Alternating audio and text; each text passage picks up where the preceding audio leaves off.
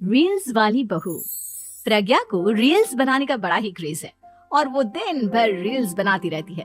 खाते पीते घूमते फिरते घर में कॉलेज में रील्स बनाने के कारण प्रज्ञा पूरे कॉलेज में हाईलाइटेड है। जहां उसके रील्स सभी को पसंद आते हैं, वहीं मनीषा चिंता में डूबी रहती है। एक रोज जब खाते हुए प्रज्ञा रील्स बना रही होती है, तब मनीषा कहती है, 1 मिनट भी चैन नहीं है इस लड़की को। ये नहीं कि खाना तो आराम से खा ले, लेकिन नहीं, अरे थोड़ी देर रील्स नहीं बनाओगी तो आसमान नहीं टूट पड़ेगा। अरे मम्मी, इसी को तो कहते हैं डिटर्मिनेशन। तुम नहीं समझोगी ये सब। भगवान, इस लड़की को सद्बुद्धि दे। जब देखो तब टेढ़ा बाका मुंह बनाती रहती है।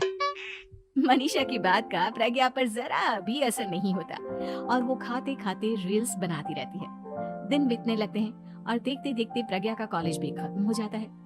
आए दिन कोई ना कोई मनीषा को प्रज्ञा की शादी करवाने का सुझाव दे जाता है। सब ठीक ही कहते हैं, प्रज्ञा की शादी कर देनी चाहिए। अपने घर के काम काज में व्यस्त हो जाएगी तो खुद ही ये रील्स और नाच गाना बंद हो जाएगा। मनीषा और प्रेम प्रज्ञा के लिए एक अच्छा लड़का ढूंढने लगते हैं और तभी विकी का रिश्ता प्रज्ञा के लिए आता है, जिसने प्रज्ञा को उसकी रील्स देखकर पसंद कर लिया था। अगले दिन विकी अपने माता पिता के साथ प्रज्ञा के घर पहुंच जाता है और प्रज्ञा साड़ी पहने हाथों में चाय की ट्रे लिए उनके सामने आती है। जब विकी को पसंद है तो हमें भी बहू पसंद है। बहन जी, आप बारात की तैयारी कीजिए। एक बार लड़का लड़की अकेले में बात कर ले तो अच्छा रहेगा। हाँ हाँ, क्यों नहीं। मनीषा विकी को प्रज्ञा के कमरे में भेजती है, जहां प्रज्ञा पहले से ही रील्स बना रही होती है। तभी विकी कहता है, आ गए आपके साजन जी। हमारे साथ ये रील्स कंप्लीट करती तो और भी अच्छा रहता।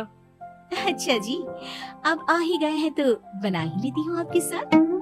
दोनों मिलकर रील्स बनाते हैं। जब वी मीट और तुरंत पोस्ट भी कर देते हैं। फिर विकी कहता है, जब आप साड़ी में चाय लेकर आई तब मुझे लगा कि कहीं मैं गलत घर में तो नहीं आ गया।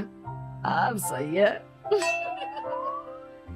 दोनों की शादी पक्की हो जाती है और शादी के दिन भी प्रज्ञा रील्स बनाने से चूकती नहीं, यहाँ तक कि बारात के समय भी नाचते हुए रील्स बनाती है।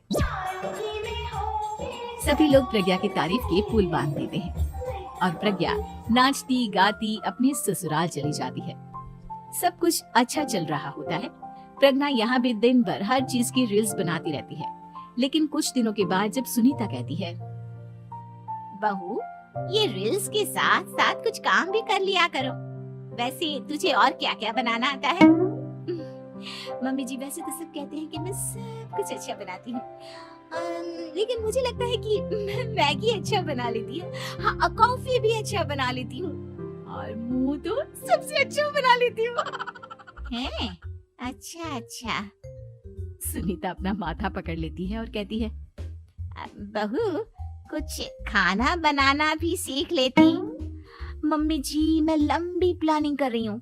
जल्दी ही मैं इतनी फेमस हो जाऊंगी कि मुझे पैसे मिलने लगेंगे। हम दोनों सास बहू राज करेंगे, राज नौकर काम करेंगे और लोगों की तो लाइन लगेगी हमसे मिलने के लिए। तेरा दिमाग खराब हो गया है क्या बहू? हंसी मजाक तक ठीक है, लेकिन इस तरह घर नहीं चलते।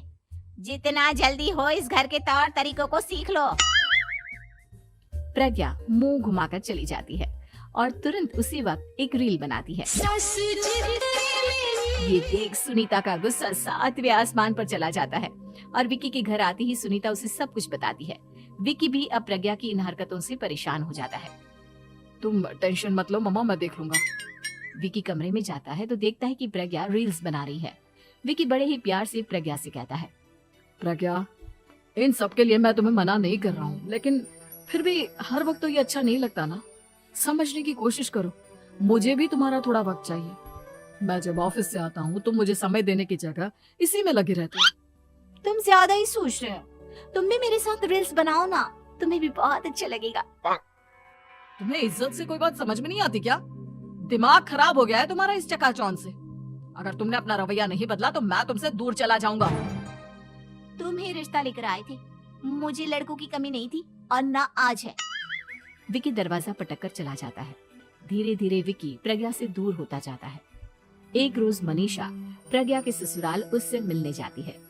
तब सुनीता उससे कहती है, बहन जी, अब आई हैं तो कुछ दिन यहाँ रहकर जाइएगा, आप ही का घर है। हाँ मम्मी, बहुत दिन हो गए तुम्हारे साथ एक भी रील नहीं बनाई मैंने। प्रज्ञा तुरंत अपने फोन में रील्स ऑन कर लेती है।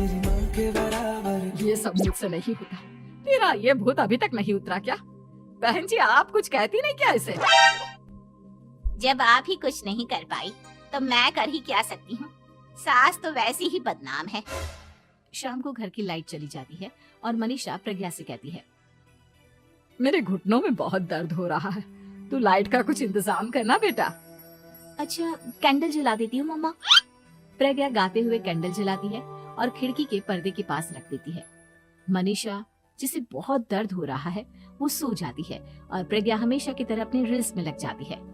उधर कैंडल की वजह से पर्दा आग पकड़ लेता है और मनीषा के कमरे में आग लग जाती है। बचाओ, कोई है, बचाओ। सभी भागते हैं और विकी कमरे की आग बुझाने में लग जाता है, लेकिन तब तक मनीषा आधी जल चुकी थी। मनीषा की हालत देख प्रज्ञा रोने लगती है। विकी मनीषा को तुरंत हॉस्पिटल ले जाता है और उसे एडमिट कराता है। विकी प्रज्ञा से कहता है, देख लिया ना, तुम्हारे इस नाच गाने की वजह से आज तुम्हारी माँ की जान जाते जाते रह गई। अब पता नहीं तुम और क्या चाहती हो। उधर डॉक्टर कहते हैं, इनकी हालत बहुत नाजुक है, आधे से ज्यादा जल चुकी है। प्रज्ञा रोती हुई मंदिर में जाती है और भगवान के आगे जाकर कहती है, भगवान, मेरी माँ को ठीक कर दो। मैं कसम खाती हूँ, हाथ से ये रील्स बनाना छोड़ दूंगी। बस मुझे मेरी माँ वापस मिल जाए। 2 दिन बीत जाते हैं और मनीषा खतरे से बाहर आ जाती है। पेशेंट अब ठीक है, आप लोग उनसे मिल सकते हो। सब कोई मनीषा से मिलता है और प्रज्ञा सबके सामने अपना फोन तोड़ देती है। मुझे माफ कर दो मम्मा, मैंने तुम लोगों की बातों को नजरअंदाज किया। बेटा, कोई भी चीज जरूरत से ज्यादा खराब है। मैंने तुम्हें रील्स बनाने से कभी मना नहीं किया, लेकिन हर वक्त एक ही चीज तो सही नहीं है। मैं समझ गई हूँ मम्मा, आई एम सॉरी। प्रज्ञा उस दिन से रील्स बनाना छोड़ देती है और पूरी तरह से अपने घर में लग जाती है।